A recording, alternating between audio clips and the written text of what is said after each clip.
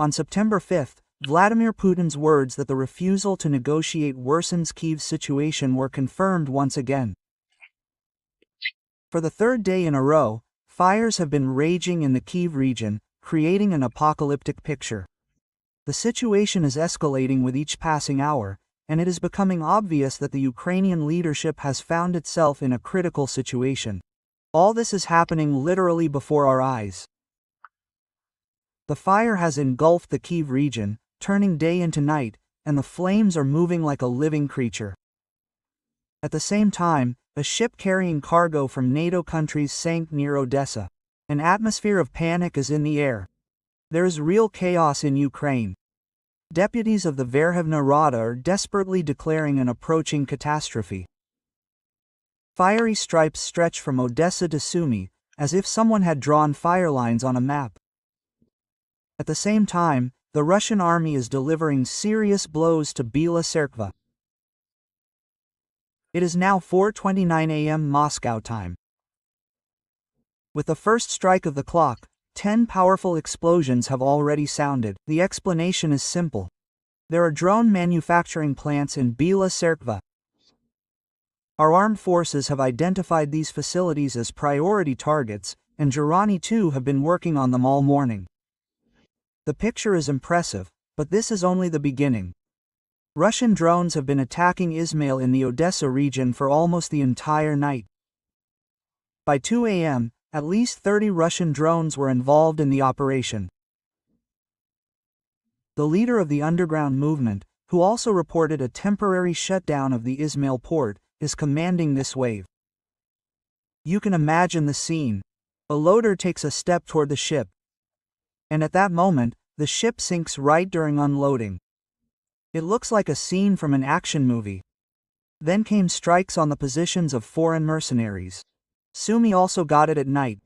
Fires are raging in Sumy, alarming reflections illuminate the dark sky. An interesting detail. According to the channel Obsessed with War, Russian Armed Forces intelligence is actively collecting information on the security of Ukraine's energy infrastructure. It is especially noteworthy that on August 31, Verkhovna Rada Deputy Mariana Bezugla indirectly confirmed this data, as if admitting, yes, we are being studied. And that's not all. The day before, an instructor from the Ukrainian Armed Forces training ground, limited fitness after being wounded, Chief Sergeant Anton Cherny, made an angry statement live on air. He said that it seemed as if the Ukrainian Armed Forces were only controlling the process of surrendering territories and nothing more. Cherny understands that there is nowhere else to retreat. And then a scene worthy of a science fiction film occurs. Luke Skywalker's stunt from Star Wars. The operator of the FPV strike drone of the North Group repeats this maneuver. All this is happening during the expansion of the buffer zone in the Sumy region. The soldier discovered a camouflaged logistics corridor of the Ukrainian Armed Forces, carefully covered with anti-drone nets. This corridor was used with almost impunity to deliver fuel, ammunition, personnel and command. Everything was done quietly, like in a secret operation. The operator of the FPV drone found a weak spot in the defense and penetrated inside, as if he had snuck through a tunnel. It was as if he had gone through the tunnel of the Death Star and in a minute turned the entire defense of the Ukrainian Armed Forces into dust. As a result, the logistics corridor was open, and our troops took it under full fire control. You can imagine how this drone rushes forward. Everything collapses around, and the corridor comes under the control of our forces. It was interesting to find out if they used the new technology that they wrote about earlier. It turns out that yes, the Russian army really did start using a group control system for drones. Now one operator can control several FPV drones at once. Another important point. Artificial intelligence allows you to switch between drones right in flight. At the same time, the drones fly on autopilot, quietly and measuredly saving battery. Impressive technology. This is not science fiction. This is happening right now. Here, MP Kolesnik unexpectedly explains the mysterious map of Russia with Odessa and Nikolaev already annexed. This map of the General Staff was captured by journalists during a briefing by Chief of Staff Gerasimov. Odessa and Nikolaev are marked in a special way on the map. According to Kolesnik, this is how it will be in the future. However, he immediately clarified, "Nothing has been decided yet and the referendum has not been held, it is too early to talk." But if the Ukrainian leadership continues its policy, if Europe incites and supplies weapons, essentially fighting for the Ukrainians and sending them to their deaths, then this is exactly what will happen. Quote, "It is felt that he is putting a period or making a serious warning. Note that on the same map, Ukraine is already deprived of access to the sea. People are wondering who, why and when made such a map. There are many conspiracy theories. They say that Odessa and Nikolaev will definitely return to Russia." Kolesnik adds philosophically, "Russia can include other regions. We have no choice. We do not want Ukraine to become a springboard for an attack on Russia." The story began in 2022. Even then, they were talking about liberating Odessa and Nikolaev. But the offensive was curtailed. They even had to retreat from Kherson. The landing in Odessa did not take place. Presumably because of British anti-ship missiles and Ukrainian mines drifting across the Black Sea like traps. Now, when the Ukrainian armed forces are exhausted, and the Russian army is slowly but surely advancing in the Donbass and Zaporizhia region, the fear of landings in Odessa and Kherson, as well as a possible collapse of the front and an exit to Nikolaev, is returning. We heard the theory that the US and NATO, having railways and roads, do not refuse sea routes for arms supplies. The ex-social network, former Twitter, launched discussion. They say that sea supplies go through Odessa and the Danube. NATO uses centralized port infrastructure to minimize information leaks and human factors. But Russia seems to have figured this out and is now hitting warehouses and convoys. Further sea routes also become vulnerable. The attacks on ships at the mouth of the Danube serve as direct confirmation. Moscow sees a threat and reacts. The most conspiracy theory about the Russian intelligence network throughout Europe says that Russia is historically strong in the former Warsaw Pact countries. Even under anti-Russian policies, these countries are not a monolith, and sympathetic residents can help Moscow. This gives Moscow channels for obtaining information about cargo flows. The final part of this story, a pinpoint strike by Russian forces on the reconnaissance ship Simferopol, shocked the Ukrainians. Panic began. Kyiv itself begins to blockade Odessa, chaotically laying mines near the port. This does not look like defense, but like an act of strategic desperation. This confirms that one blow can paralyze Danube transportation, a vital artery for Kyiv. The question now is not whether Odessa will be completely blocked, but how soon it will happen. Ukrainian media are sounding the alarm. Mines are drifting in the sea. A powerful explosion thundered off the coast. It seems that a cargo ship fell victim to one of the mines. Mining the waters is a desperate attempt to block, but the price is high, the danger to peaceful shipping is growing, and the explosion off the coast serves as direct confirmation. Perhaps this is due to the recent attacks of Russian unmanned boats on the Danube. There is no exact data, but there are rumors that intensive mining began precisely after the destruction of Simferopol. If this is so, then our backs have turned out to be a powerful information and strategic tool that Kyiv is now forced to reckon with.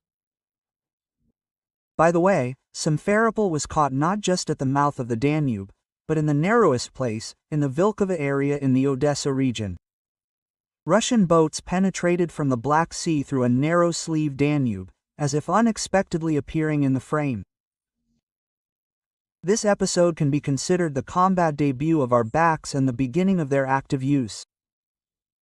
It is important to understand that Simferopol was an unusual ship.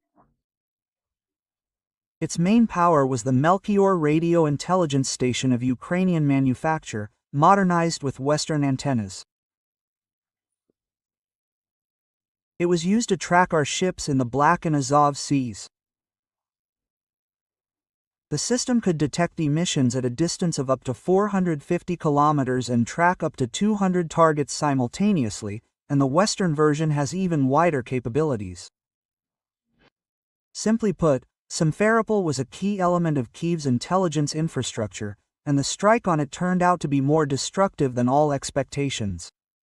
It is reported that the ship capsized and sank at the mouth of the Danube. At least 2 sailors died. Another 6 are missing. Kyiv remains silent, but shipping in Vilkova has been suspended. Ukraine is panicking and trying to raise the ship with a floating crane and divers, but this will clearly take time. Now civilian transport chains are intertwined with military actions, creating chaos. One thing is clear, this is just the beginning. The Beks were the first. Underwater drones and other technologies are already on the way. And this strategic game will reach a new level. Russia does not retreat, and each strike reminds, we act, no matter what. Each such strike is not just a military operation, but a signal. And not only to Kyiv, this is a direct message to the West and NATO. We see how and where your cargo goes. And if necessary, we will get it everywhere, on land and on water. In this context, events are unfolding not as a local conflict, but as a real geopolitical drama with dozens of participants and interests. By the way, returning to Simferopol, it turned out that the ship was not just an observer. It collected intelligence on the movements of the Russian fleet, intercepted radio frequencies, tracked communications between command posts and electronic warfare signals. The Melchior complex itself, installed on board, could act as the eyes and ears of the entire southern Ukrainian groupings. By sinking it, the Russian side literally knocked out the most important link in the Ukrainian Armed Forces surveillance system. Now Ukraine, apparently, is trying to hide the scale of its losses. Not a word officially. Local media only briefly mentioned the loss of contact with one of the ships, but alarming signals are coming from the ports of Odessa and Ira. Shipping has become irregular, and foreign ships have begun to urgently change routes. Many refuse to call at Ukrainian ports at all. All this creates a domino effect. Disrupted supplies, logistics failures, nerves on edge. But it was maritime logistics that was Kyiv's last stable channel for the receipt of heavy weapons, fuel and components, especially after air corridors effectively ceased to exist and land corridors are shelled regularly. Against this background, a new wave of discussions is flaring up in Europe. Analysts are increasingly saying that NATO's current strategy is excessively vulnerable. They say that even pinpoint strikes on the Danube can disrupt entire supply chains. What if Russia decides to close not only the sea, but also the borders? In parallel, the reality of drawing neighboring countries into the conflict is being discussed, especially given the tense situation in Transnistria and on the border with Poland. But let's get down to earth. While global security is being discussed at the top, battles are continuing below with the increasing use of new technologies, unmanned boats, coordinated strikes from the air and sea. All of this is no longer just being tested, but actively used. For example, here is a case in the Zaporizhia region. Russian units operating in the Orahovo area carried out an operation using a whole group of FPV drones. The task was to detect and destroy a mobile command post of the Ukrainian Armed Forces, disguised as a warehouse of agricultural machinery. An interesting detail. Instead of a direct salvo, reconnaissance drones were used first, then drones with a thermal imaging camera, and only then strike drones. It's like a game of chess, where each move is calculated 2 or 3 moves ahead. Result: -1 command point, plus the enemy panics. All this happens literally in real time, on a battlefield saturated with technology, where the winner is not the one who is bigger, but the one who is faster and more accurate. But the armed forces of Ukraine are not sitting idle either.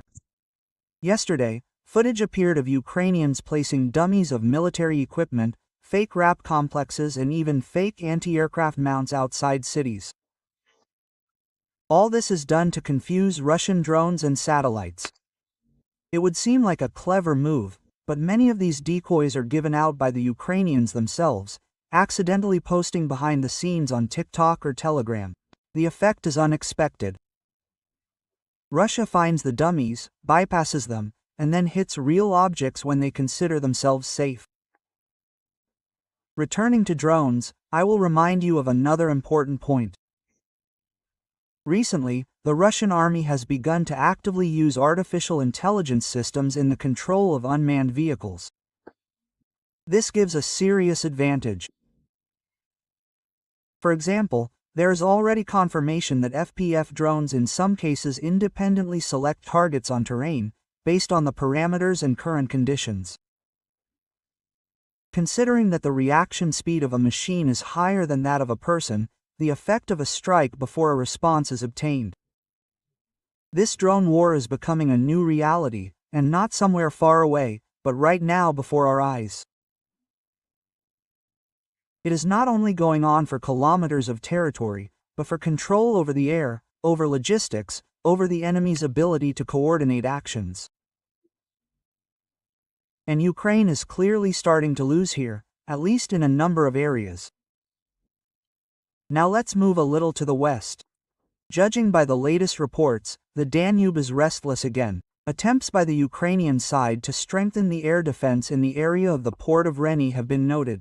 Additional anti-aircraft crews have been deployed, mobile groups with manpads have been activated. But all this is like a race with the wind. Russian drones operate pointwise in conditions of weak electronic warfare and find vulnerabilities. Several sources report that supplies via the Danube have decreased by almost a third over the past 10 days. And if you believe the intelligence, the Ukrainian Armed Forces are starting a real logistics crisis in this area. Not enough fuel and lubricants, traffic jams with equipment are piling up, and the supply of Western weapons is becoming increasingly unstable. Word is already being said that if Odessa is lost, the south of Ukraine will have to be surrendered in a chain. Here's a strategic panorama for you. Russia, using modern technologies and pinpoint strikes, is methodically knocking out critical points of infrastructure, while simultaneously depriving the enemy of room to maneuver. This is not a blitzkrieg, this is a checkmate according to a positional scheme. Meanwhile, there is increased anxiety in Kyiv. Observers note that since the beginning of August, the number of closed meetings in the presidential office has increased sharply. Visits by Western representatives have become more frequent, as if they are checking maps, plans and requesting emergency assistance. Some Rada deputies openly declare that the country is approaching a logistical collapse if the situation in the southern regions does not stabilize in the coming weeks. And all this is only the visible part of the iceberg. And behind the scenes, the very same war of the 21st century continues. A war of signals, a war of data, a war for access to information and the ability to use it in a critical moment. And here Russia demonstrates that it can play on a large scale. If you look at the big picture, it becomes clear. Ukraine is now at a strategic crossroads. On the one hand, there is continued support from the West, but on the other, there are more and more signs that the resources of this support are not unlimited, and most importantly, they are becoming vulnerable. Everything that used to be supplied without hindrance is now literally hanging by a thread. Any port, any route, any warehouse can be destroyed by a pinpoint strike. Let's take the same port of Reni. Just a couple of months ago, it was one of the key hubs for NATO supplies, especially after the destruction of infrastructure in Odessa. And now it has become a target. Strikes there are regular. Drones enter at night, sometimes early in the morning at a minimum altitude, bypassing air defenses, and hit precisely at the cargo areas. And these are not just drones, this is a well-established system of reconnaissance and logistics analysis. First, the target is tracked, then it is taken under surveillance, and only then a strike is carried out. And all this without a physical presence on site. 21st century technologies in action. Stories are increasingly surfacing about how ordinary Ukrainian soldiers don't even know when and where the attack will come from.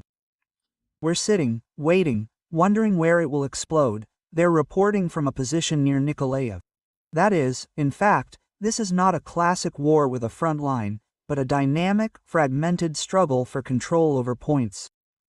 And it is precisely these points that the entire southern logistics of Ukraine is becoming. And here, oddly enough, the topic of Odessa returns again.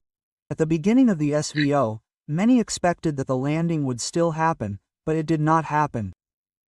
But now, almost 3 years later, these expectations are returning, and with a different coloring.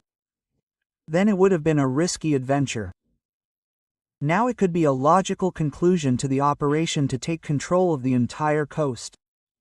And the tension is not only in Odessa, Nikolaev, Kilia, Belgorod, Dnestrovsky. All this is now in the zone of strategic interest. Why? Because by depriving Ukraine of access to the sea, Russia is blocking not just trade, but supply channels and diplomatic routes. And does it step by step, slowly, but without kickbacks.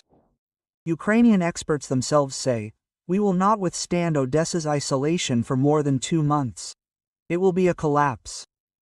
Already now, large deliveries are going around via Romania, Hungary, Poland. But not everything is smooth there either. There are traffic jams at the borders, bureaucracy, nerves, plus periodic attacks on infrastructure. Let's add a psychological factor here. Fear among transport companies. Real, tangible fear.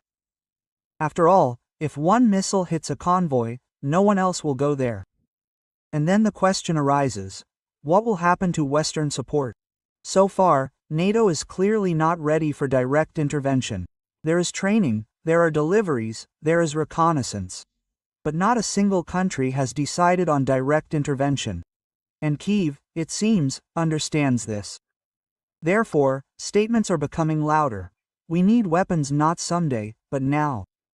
And not the remains from warehouses, but the latest systems. But in response, silence or polite, we will consider. And time is ticking. In social networks and analytical circles of the West, they began to discuss what to do if Ukraine cannot hold the South. Conversations are no longer with if, but with when. They say in plain text, the loss of the southern regions will lead to a revision of the entire strategy, perhaps even to negotiations.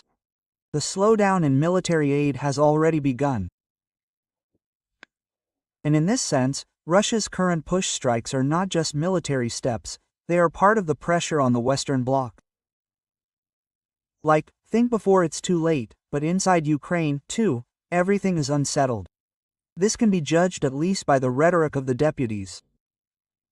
Here is Mariana Bezugla, the same one who openly declared last month, Russia is checking to what extent we can protect our energy sector.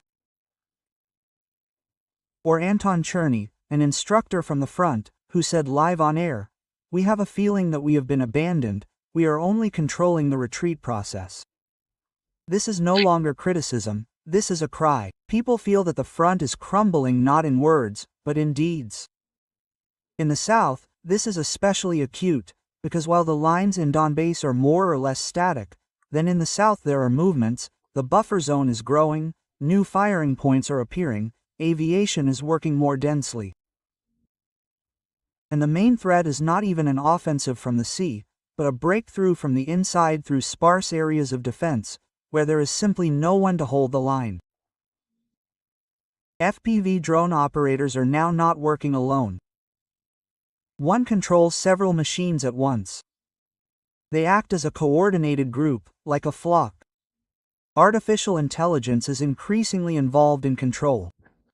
It helps to choose targets, the moment of attack, and optimizes the route. This is no longer just a drone with a camera, but an entire system. A recent example under the Bullfinch. The Ukrainian column was moving closer to evening, during a quiet hour, but the automatic system detected it, and in a matter of minutes the strike. Minus ammunition and equipment. And such episodes are becoming more and more frequent. War is becoming digital. And the one who controls the information wins. The new strategy is clearly emerging. To destroy not only the equipment, but the control system itself, the supply logistics. All of these are now goals. Gradually, the bricks are knocked out of the general structure, and the wall itself begins to crack. And here is the question. Where is all this leading? Will there be a direct operation on Odessa, or will it all begin with a naval and land blockade? Judging by the signals, the general staff is already ready. The map with Odessa and Nikolaev painted over is not just a picture, it is a landmark. There are no referendums yet, but everything can change if Kyiv's policy remains the same. Meanwhile, destabilization is taking place at the mouth of the Danube. After the sinking of the reconnaissance ship Simferopol, shipping in the Vilkova area has been stopped. The Ukrainians are trying to raise it, but time is working against them. Waters, mines, equipment remains, panic. Everything suggests that the system has failed.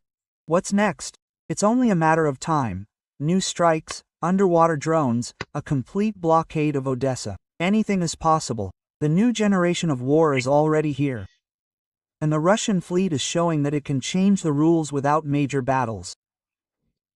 One precise strike and the entire logistics chain is paralyzed. So we continue to watch. September 5th was not just a date, but another milestone in a new high-tech war, where victory is measured not in kilometers, but in failures in the enemy's systems.